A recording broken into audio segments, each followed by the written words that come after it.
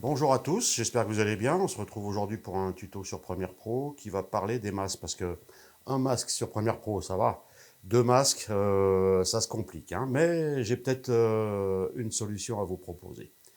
Dans un premier temps, je vous propose de regarder le problématique sur mon écran et après, on parle de la solution. Voilà, donc on se retrouve sur l'écran de mon PC au travers du logiciel Premiere Pro. Donc, je dépose mon rush de base avec les deux médias que je veux incruster sur les pistes V1 et V2. Et puis, je les positionne aussi, hein, donc bon emplacement où je vais tracer les masques. Et puis l'idée, donc, ça va être de faire un premier masque tout simple. On va prendre un rectangle, hein, peu importe la forme, peu importe la dimension. Le but, c'est de faire la petite démo de la problématique. Voilà, donc je le trace mon rectangle. Je vais inverser mon masque et là, dans un premier temps, on va voir que tout fonctionne parfaitement. Il n'y a pas de souci. Mon incrustation apparaît sur le rush de base. Je trace mon deuxième masque et c'est là où ça va se compliquer. J'inverse également le masque en question. Et là, c'est soit le masque 1 qui apparaît, soit le masque 2. Si je supprime le masque 1, on a accès au masque numéro 2 et puis inversement. Donc, c'est un peu le problème avec Premiere Pro qui refuse deux masques sur le même rush.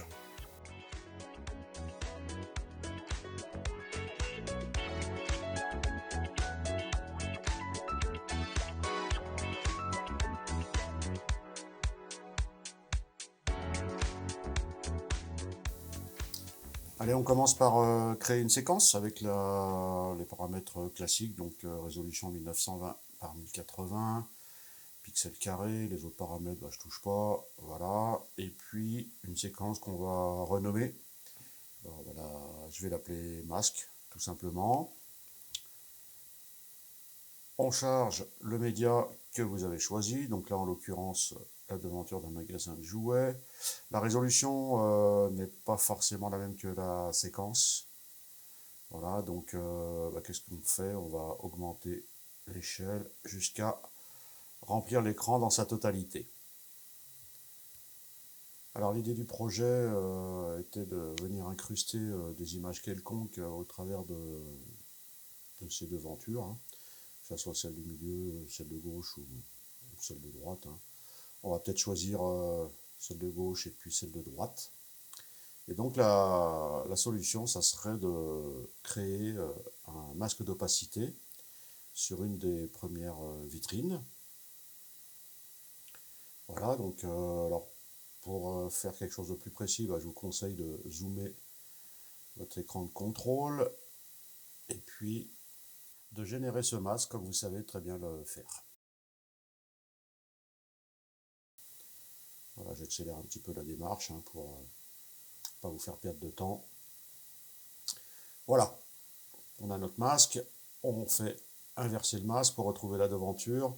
Et là maintenant il va s'agir de charger donc le média en question qu'on va vouloir faire apparaître dans cette vitrine. Donc toujours le média en incrustation donc sur la piste V1.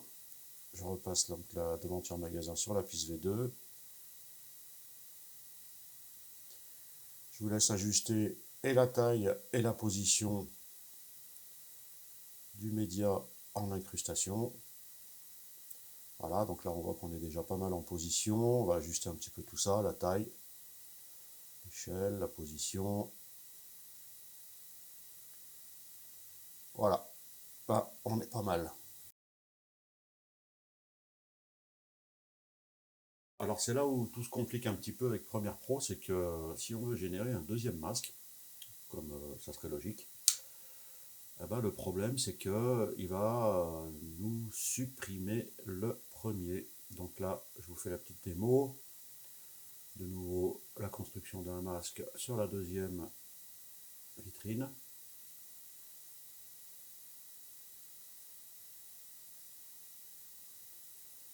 Et là, on va s'apercevoir qu'il a masqué complètement.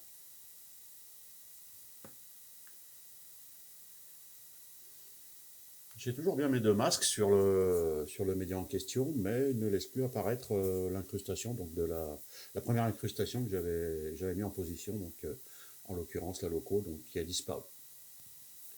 Alors pas de panique, on va remédier à ça assez facilement. Je supprime le masque numéro 2 et on va imbriquer l'image incrustée donc de la locomotive avec l'image principale de la devanture du magasin. Voilà, je donne un nom à l'imbrication pour le repérer.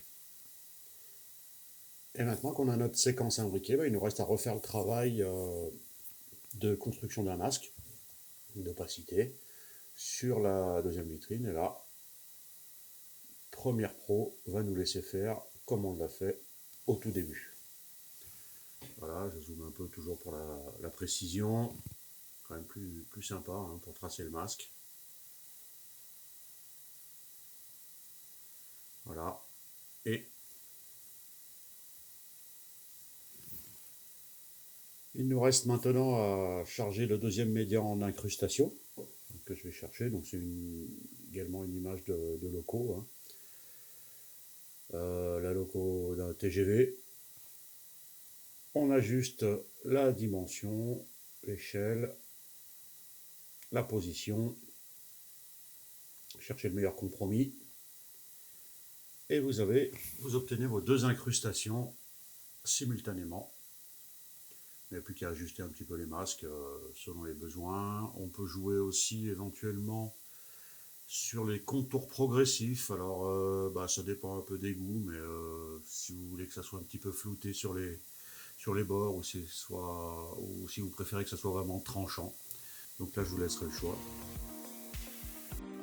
Voilà, on arrive au terme de ce tuto. Bon, c'est pas la meilleure séquence que j'ai fait au niveau esthétique.